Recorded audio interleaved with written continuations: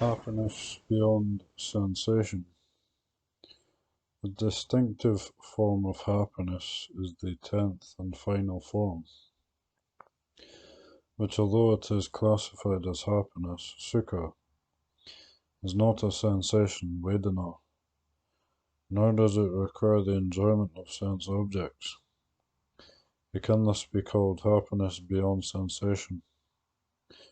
It refers to the happiness associated with the cessation of perception and feeling, sanya vedayita nirodha, a concentrative state in which, as the name implies, is free of feeling or sensation.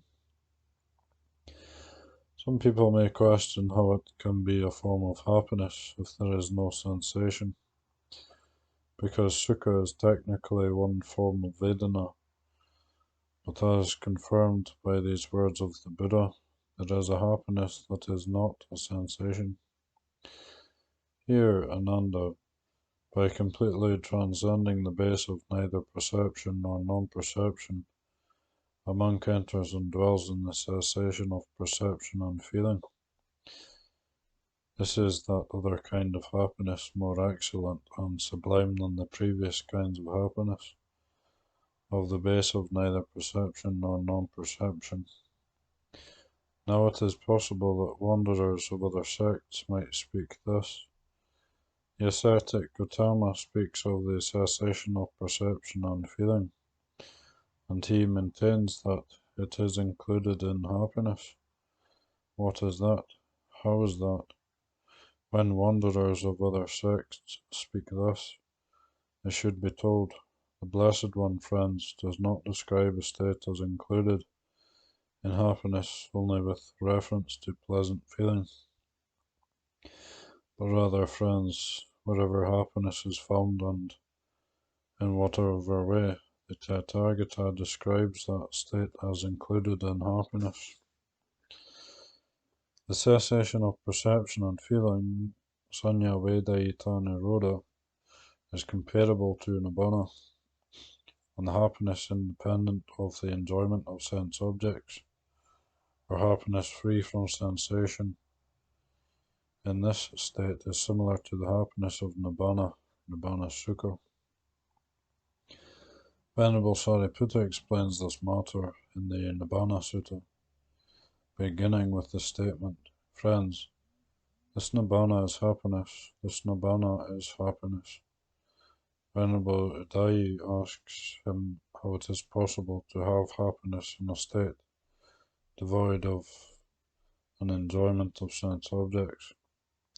Sariputta replies that nibbana, in which there is no enjoyment of sense objects, i.e., there is no sensation, vedana, is itself happiness. He then goes on to explain in an indirect way, by using the various states of concentrative attainment as a comparison.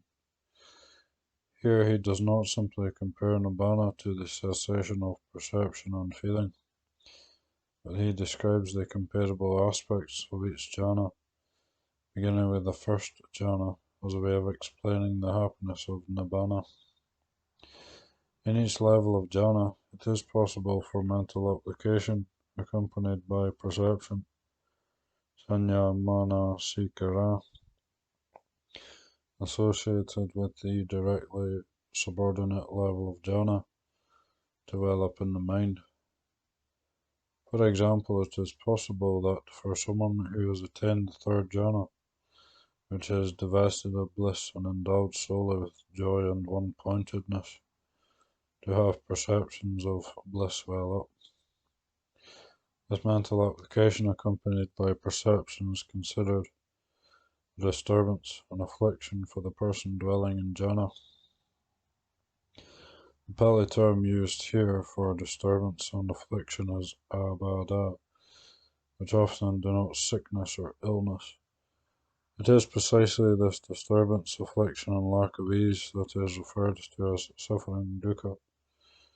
This is similar to someone who abides happily.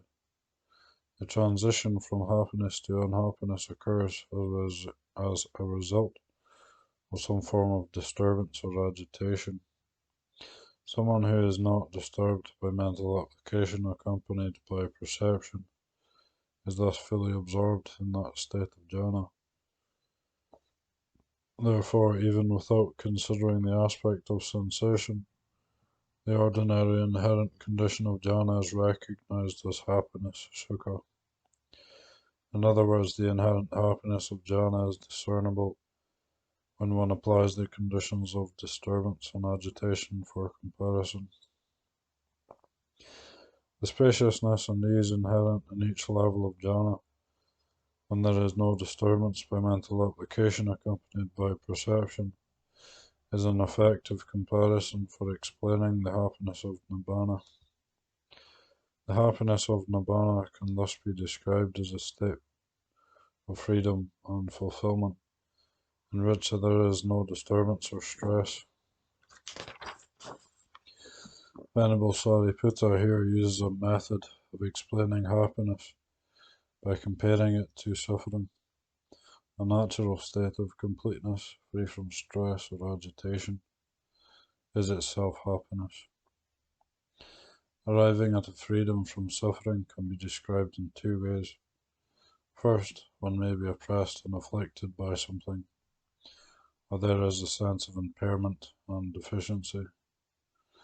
To rectify this situation, one must escape from the source of oppression or bring an original state of fulfillment back to completion.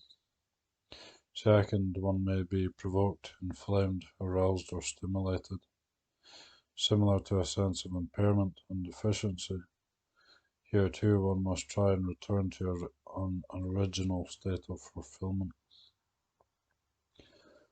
Ordinary people may refer to this gratification of desire as rectifying an abnormal or dissonant situation, as a pursuit of happiness or a reaping of happiness. In reality, however, what has occurred is that dukkha, suffering, pressure, has arisen, and one has alleviated or stilled this dukkha and returned to a normal state of completeness. This explanation is consistent with the definition of nibbana as a state free from illness, a state of perfect mental health. The Buddha said that one may not recognize good health, physical strength and well-being, and an ability to move about unrestricted as happiness, because in that moment one is not necessarily enjoying any sense impressions. But when one compares such health to illness and affliction, one appreciates the paramount importance of good health. In other words, when stricken by disease, one clearly sees how good health, or a freedom from illness, is a sublime form of happiness. Just as an absence of physical illness, a state of complete physical health and freedom from affliction, is genuine happiness, so too, a mind free from blemish, from latent anxiety, and from attachment to sense objects, exists in a state of true happiness. It is spacious and expansive. Having realized this happiness, one dwells with a boundless mind. The happiness, delight, clarity, and spaciousness of a liberated mind is the exclusive and exceptional province of awakened beings. It is difficult for unawakened beings who have never shared this experience to fathom or conceive of it. They can at least have an intuition that it is something truly excellent and noble.